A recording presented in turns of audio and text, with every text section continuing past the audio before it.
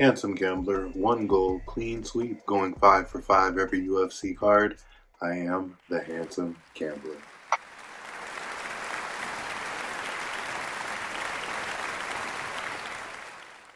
Thanks, folks. This week we're back in the fight capital, Las Vegas, Nevada, at the UFC Apex for the final fight card of the year and the final time the UFC will be viewed on ESPN. I'm excited for this merger. I'm excited to stop paying for pay-per-views, and I hope that this merger is everything that they say it is with no bullshit. This isn't the best fight night card, folks. This is kind of the you're getting the leftovers of the year after the badass card that we just gave you. But y'all know me. I'm gonna always find some value, especially after the week that I had at UFC 323. Rob Bailey versus Peter Yan 2. We're going to jump straight into this recap because I burned the house down. I killed the game. 4-1. I won a DraftKings single entry tournament. That's 80%, I believe, the last 6 weeks. Is that 6 weeks? No, I want to say I had a miss like 5-1 the last 6 weeks as far as being at an 80% clip. So I have been absolutely killing these bookies. It's been a filthy run, and fight one was Mansour Abdul Malik over Antonio Trocoli. I hit the money line bet. I hit the sub prop. Antonio got finished the exact same way that Tresean Gore finished him. Interesting. Copy, paste, tap. Fight number 2. Jalen Turner defeats Edson Barbosa TKO. I hit 3 bets. I hit the money line. I hit both double chance bets as I had knockout and sub and then knockout and decision. Jalen Turner looked like a sharp killer, 39-year-old legend like Edson Barbosa. Um, just looked bad out there. We'll talk more about Edson later, but I was happy to cash that bet. Fight number 3, Bruno Ferreira over Marvin Vettori. This went exactly how I seen it. I said Vettori would survive and lose a decision to Bruno, so I hit the money line bet and I hit the decision prop on that fight. Fight number 4, Peyton Talbot defeats Henry Cejudo. I hit the money line prop, I hit the money line bet, and I hit the decision prop on this bet. And I'm going to give a personal shout out to Triple C. He's an MMA legend. He's a legend in Arizona where I live. And I hope he rides off into the sunset and has a great retirement. Maybe we can see him up on the podium doing some color commentary or something. He's very knowledgeable in the game, the Olympic gold medalist, and I just hope the best things come to him now that he's going to actually retire. Fight number 5 was my only slip up of the night. Tatsuro Taira over Brandon Moreno. This one really hurt. Nobody seen it coming, but after that weird ass first round, it was like the writing was on the wall. He sat there in that weird triangle position for 4 minutes. I think he had lactic buildup in the legs and he didn't have any movement and made him stationary for Tatsuro to just put him away.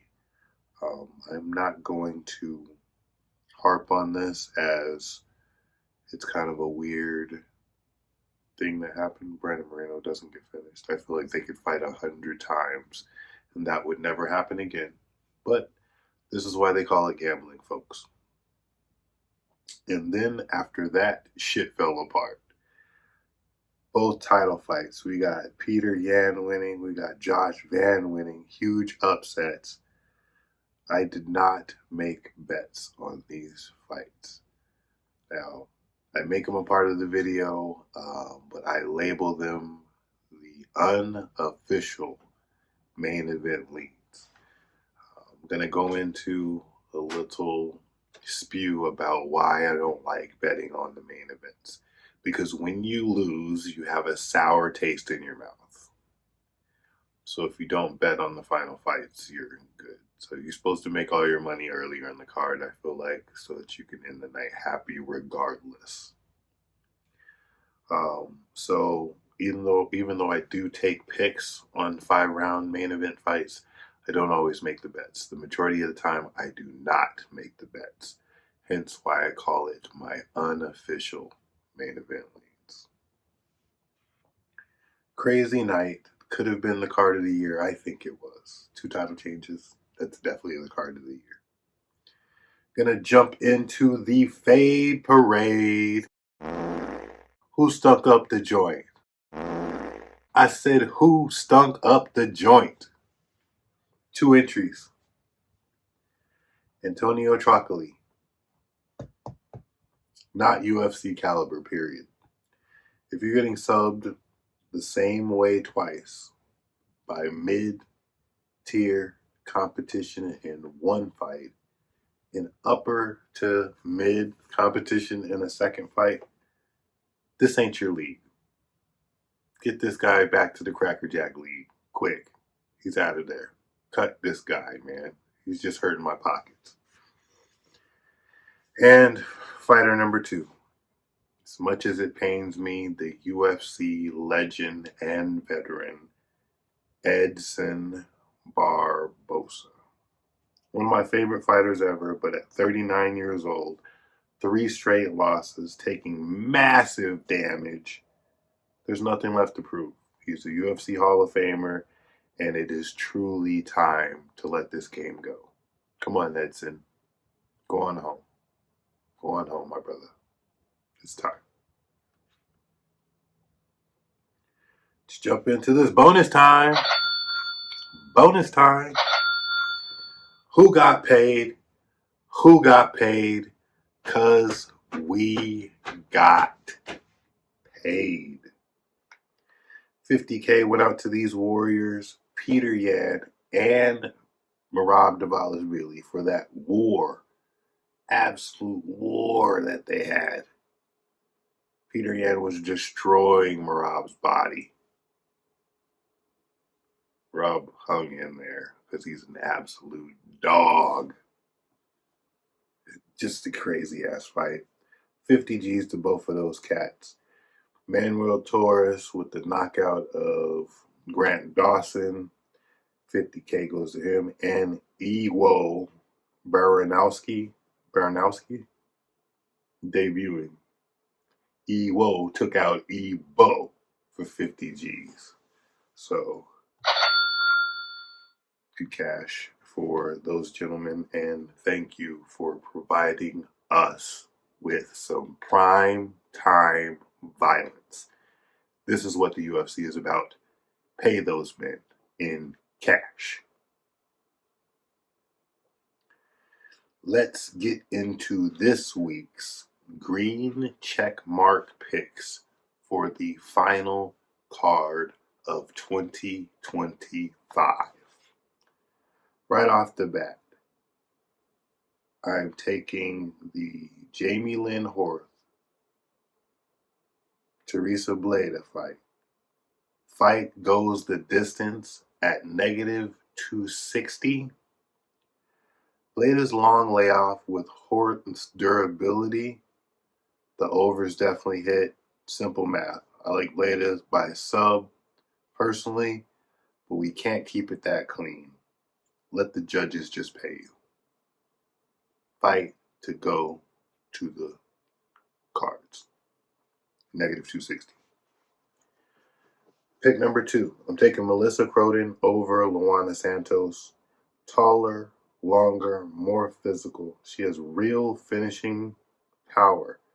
I love her volume in this situation. If Santos doesn't get a takedown quick, say in the first 2 minutes, I think she's in for a tough night. I think Cronin's going to beat on Bash on her, maybe finish her. Give me Cronin, money line, and a double chance KO/decision prop. Pick 3. Stephen Upland over Sean Sharif. Upland is taller, he's longer, more volume. Sharif's coming off a year-long layoff, and he last lost against much lesser competition. Give me Upland money line. Give me Upland double chance KO and sub. I like his camp for sub. And then I also am going to take a sprinkle on the first round knockout for Upland. Fight number 4. Lance Gibson Jr. over Bobby Green. King Green is a Fade Parade mascot. Hands low, chin high, doesn't adjust. Gibson wins this fight any way that he wants to.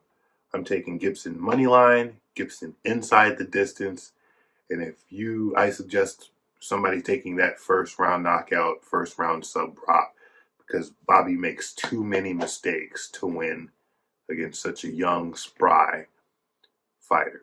It's just what I believe. Fight number 5.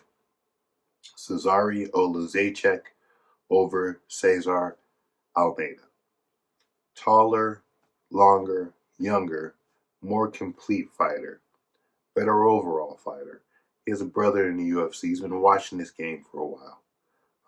I think that Cesare takes Cesar out any way he wants to, but I think he uses a well-rounded game, shoots takedowns, cage bushes, threatens with submissions, leg kicks, and just kind of confuses Cesar with a all-around MMA game plan. Cesar Olajejczyk money line. Jump into this unofficial main event lean. Give me Manel Kape over Brandon Royval. Royval gets hit too much. Kape's power and speed is going to add up to him winning rounds, and it could even be a late finish. But give me Kape money line, Kape double chance, KO, and decision prop.